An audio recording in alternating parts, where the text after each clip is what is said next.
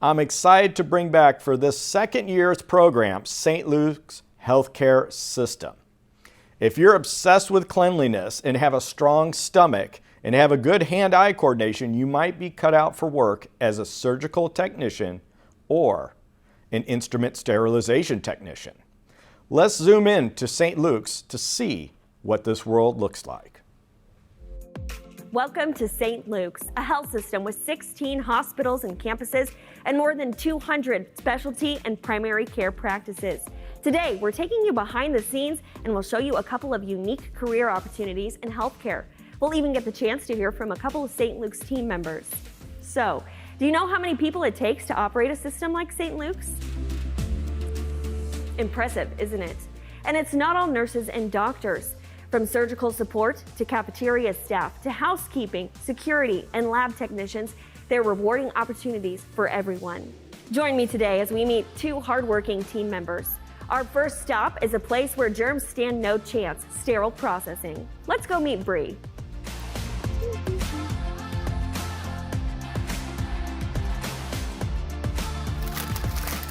Hi, Brianna.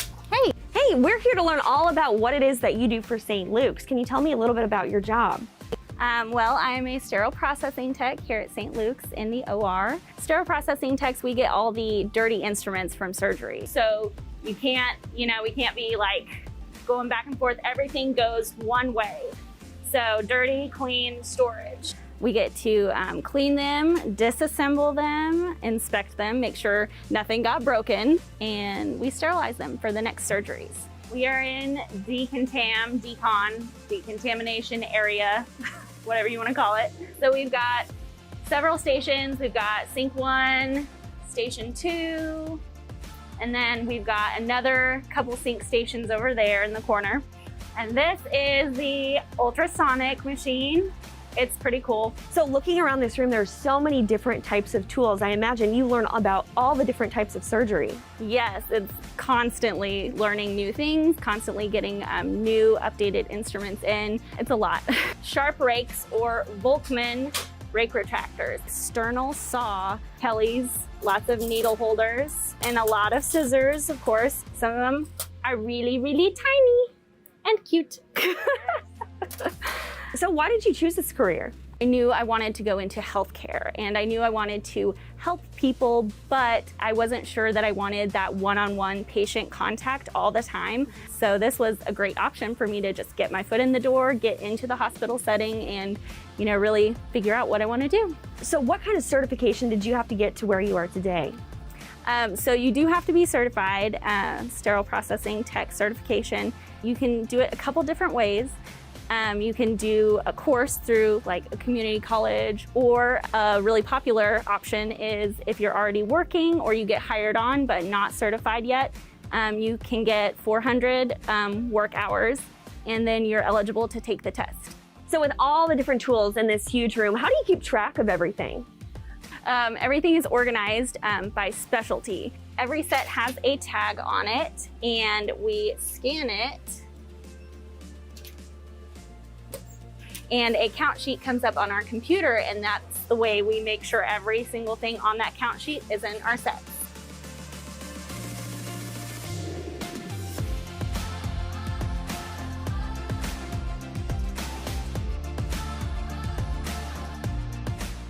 Well, Brianna, thanks so much for showing us around here.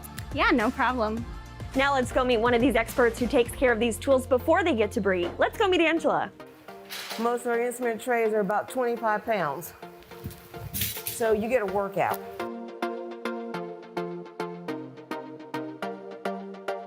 Okay, and now what is a surgical tech? For somebody who's watching, what do you do? A surgical scrub tech is the right hand of the surgeon. You'll be the one passing the instruments. You'll be doing everything they need you to do. So you're very involved in the surgery. You're right in there. Very involved. Your eyes need to be here. Your eyes need to be over there. You need to be listening because they may ask you for 2 or 3 things and you gotta be able to prioritize what's important that they need first.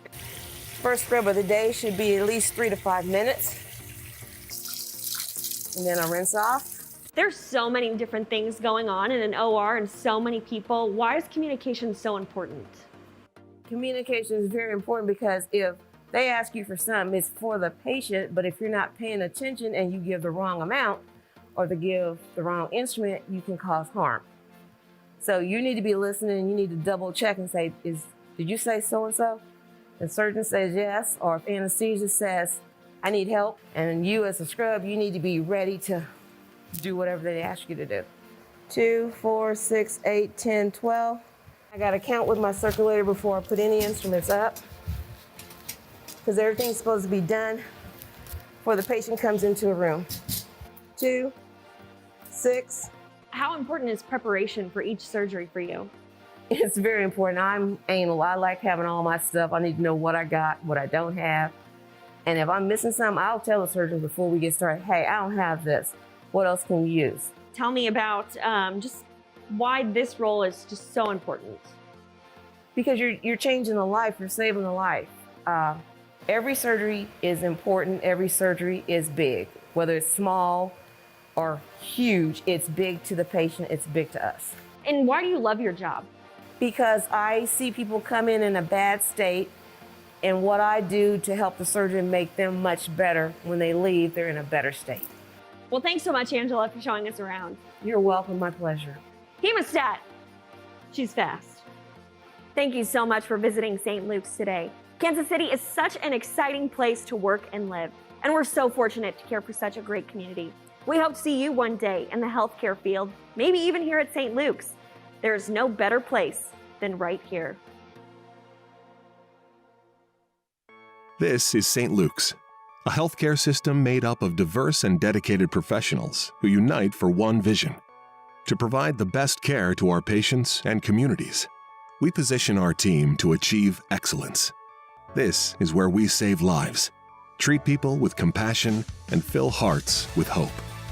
It's here where creativity meets technology, where diversity meets collaboration, where resilience meets community. It's all here at St. Luke's, the intersection of innovation and hope.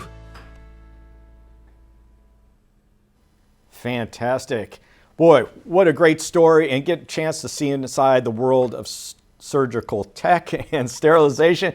Angela and Brianne, it's so great to see you guys. Can you unmute your volume so we can hear you? Hey. Hi. Hey, welcome back. Healthcare 2023. Thank you.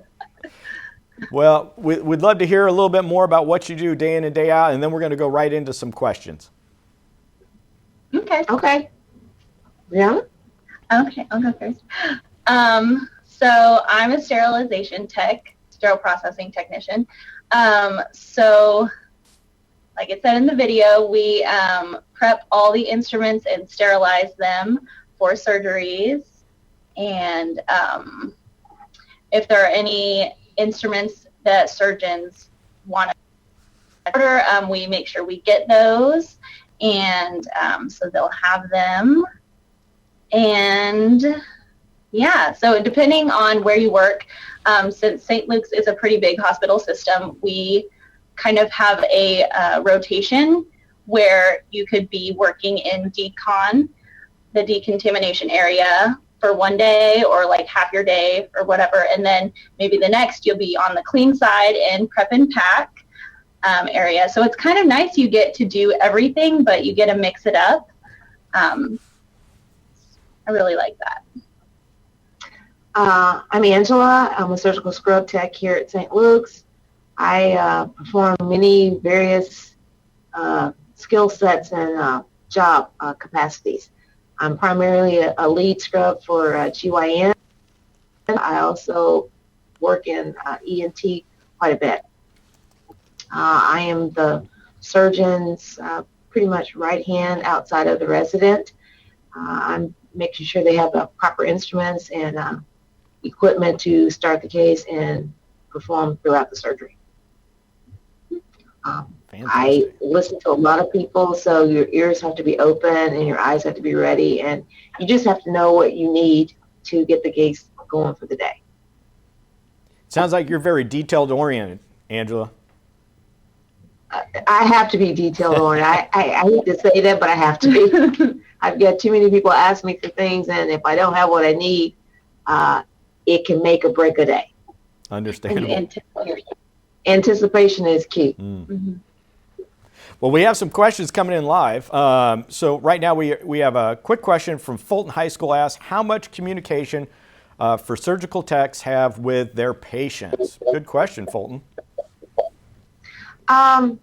Well, it's minimal. For me, I always introduce myself to the patient when they come in. I say my name and tell them that I'm working with whatever surgeon it is and that we will take good care of them and just let them know you, just to ease them. So you have maybe like 2 or 3 minutes to let them know that you're there for them. And then it's time to go under, huh? Absolutely. Anesthesia takes over. Well, we have a middle school, I believe, coming in from Camden, Missouri. So if Camden, Missouri is coming in, if you go ahead and unmute your sound. Hey, there you are, Camden. Oh, what would happen why do you have to wear the hairnets? We have to keep our hair covered so that our hair does not fall into the field, so that there is a sterile perimeter in the field, because once you're up near the patient, it's all sterile. What's behind you, on the side of you, is sterile. So everything has to be covered. We even have to wear masks. We don't have them on right now because we're doing the video, so you can see our faces. But everybody wears masks and hats and gloves. You scrub in just like a surgeon, correct? I mean, you take the same procedural process. Yeah. Same process. Wash our hands, go in, gown up, glove up. Excellent. Nice question, Camden. My name's Ash Kirok, and I'm from Van Horn High School. I was wondering... Can you turn your volume down on your computer? Okay, go ahead and ask your question. I was wondering what type of schooling it took to become a surgical technician and how long it takes. Great question. That's an excellent question. And right now our scrub sterile processing tech Brianna is in scrub school right now, so I'm gonna let her answer that for you. Go right ahead. So right now I'm doing the course at Penn Valley here in Kansas City, and so with you have to do a bunch of prereqs, of course. You get your sciences, you get your microbiology, chemistry, anatomy and physiology, all those prerequisites done before you are eligible to be accepted into the surgical tech program. But once you are, it is fast. It is so quick. It's a little under a year program. So we did a summer semester, a fall, and then a spring semester, and I will graduate in May. Woohoo! So it is, once you get in, it's quick, very quick. Excellent, excellent. Well, it looks like we have another question coming in. And let's see. Student Shayla Terry asks, what is the most difficult surgery to prep for? Good question.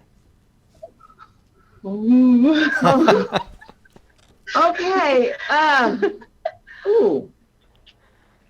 That's kind of hard to say.